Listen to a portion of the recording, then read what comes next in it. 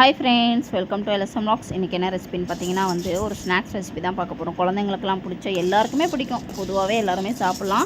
ரொம்ப ஹெல்த்தியும் கூட. குழந்தைங்களுக்கு கொடுத்திங்கன்னா இன்னும் நல்ல ஹெல்த்தி. இது பார்த்திங்கன்னா இப்போ ஸ்கூல் லீவ் விட்டாங்க இல்லையா, குழந்தைங்களாம் இது செஞ்சு கொடுங்க அதை செஞ்சு கொடுங்க ஏதோ ஒன்று கேட்டுக்கிட்டே இருப்பாங்க வீட்டில். அதனால் இந்த மாதிரி ரெசிபிலாம் செஞ்சு கொடுங்க, ரொம்ப விரும்பி சாப்பிடுவாங்க. ஒரு கப் பச்சைப்பயிறு எடுத்திருக்கேன்.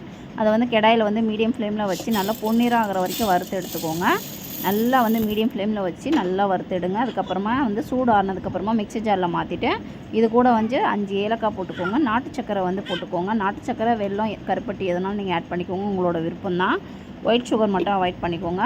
ஒயிட் சுகரும் நீங்கள் சாப்பிடுவீங்க அப்படின்னா போட்டுக்கோங்க. குழந்தைங்களுக்கு மோஸ்ட்லி இப்போ இருந்தே நாட்டு சக்கரை, கருப்பட்டி, வெல்லம் கொடுத்து பழகினா அவங்க அந்த ஒயிட் சுகர் கம்மி பண்ணிப்பாங்க. ஸோ இது கூட தேங்காய் ஆட் பண்ணலாமே, நல்லா இருக்குமே அப்படின்னு யோசித்தேன். தேங்காய் டைரெக்டாக போட்டால் கெட்டு போயிடும். அதனால் நம்ம வறுத்து போட்டுக்கலாம். தேங்காய் நல்லா மிக்சியில் போட்டு அரைச்சிட்டு அது கூட ஒரு டீஸ்பூன் நெய் ஆட் பண்ணி நல்லா மீடியம் ஃப்ளேமில் வச்சு நல்லா ட்ரை ஆகிற வரைக்கும் வறுத்து எடுத்துக்கோங்க. அப்படி போடும்போது உங்களுக்கு கெட்டு போகாது. உருண்டை எந்த உருண்டையாக இருந்தாலுமே சரி, நல்லா பொன்னிறம் ஆகிற வரைக்கும் வறுத்ததுக்கப்புறமா நம்ம பச்சைப்பயிறு, ஏலக்காய், அப்புறமா சக்கரை, நாட்டு சக்கரை போட்டு வச்சுருக்கோம் இல்லையா, அதை நம்ம மிக்ஸி ஜாரில் போட்டு அரைச்சி எடுத்துகிட்டு வந்துடலாம். சூடு நல்லா ஆறிடுச்சு.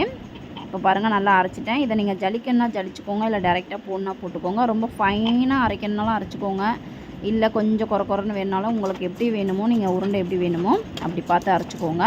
நான் ரொம்ப நைஸாகவும் இல்லாமல் ரொம்ப குறன்னு இல்லாமல் மீடியமாக அரைச்சி எடுத்துட்டேன்.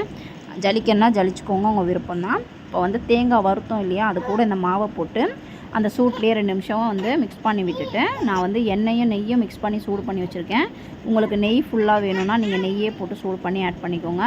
ரொம்ப நெய் போட்டாலும் தெகட்டும் இல்லையா, அதனால் நான் எண்ணெயும் நெய்யும் மிக்ஸ் பண்ணி சூடு பண்ணி வச்சுருக்கேன். சூடு பண்ணி ஆட் பண்ணிக்கோங்க.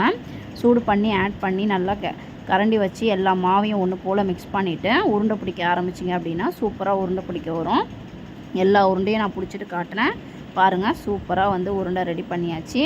ஒரு பிளாஸ்டிக் டப்பாலையோ இல்லை ஒரு சில்வர் டப்பாலையோ ஈரம் இல்லாமல் நல்லா அந்த மாதிரி போட்டு வச்சுக்கோங்க. டெய்லி இப்போ குழந்தைங்களுக்கு ஒரு உருண்டை, 2 உருண்டை, 3 உருண்டை அவங்களுக்கு எவ்வளோ வேணுமோ கொடுங்க. ஒன்றுமே செய்யாது. ரொம்ப ஹெல்த்தியும் கூட. பெரியவங்க கூட இதை ரொம்ப சாப்பிட்லாம், ஒன்றும் செய்யாது. நீங்களும் ட்ரை பண்ணி பாருங்கள். வீடியோ பிடிச்சிருந்தது அப்படின்னா லைக் பண்ணுங்கள், ஷேர் பண்ணுங்கள், சப்ஸ்கிரைப் பண்ணிக்கோங்க, கமெண்ட் பண்ணுங்கள். அப்படியே பக்கத்தில் இருக்க பெல் பட்டனை கிளிக் பண்ணிக்கோங்க. Thank you, bye bye.